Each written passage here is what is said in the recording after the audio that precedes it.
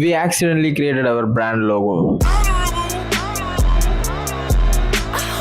This is Editor with Bigger Dreams episode 4. இன்னைக்கு சண்டேன்றனால ஆண்ட்ராய்டிங் leave தான், அதனால வெட்டியாக தான் வீட்டில் எல்லாரும் உட்காந்துட்டு இருந்தோம். சரி, இருக்கிற நேரத்துக்கு பேஜுக்கு வீடியோ ஷூட் பண்ணலாம் வேணான்னு சொல்லிட்டு எல்லாரும் ஒன்று கொள்ளோம்.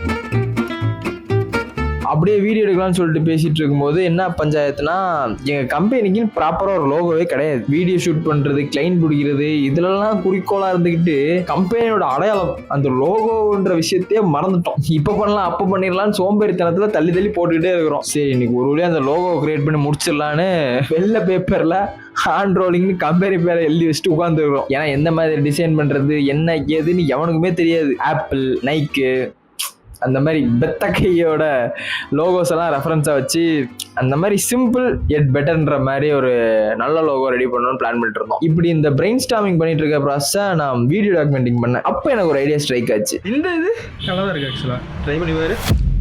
சரி, ரொம்ப பில்டப் பண்ண விரும்பல. நம்ம ரெக்கார்ட் பண்ணும்போது கீழே அந்த ரெக்கார்டிங் பட்டன் வரும்ல, ஒரு வீடியோ ப்ரொடக்ஷன் கம்பெனியா ப்ராப்பரா சிம்பிளா ரெப்ரசென்ட் பண்ற மாதிரியான ஒரு ஐக்கானா அது இருந்துச்சு. ஸோ வி ஸ்டார்டட் மேக்கிங் ஒரு லோகோ வித் தட்.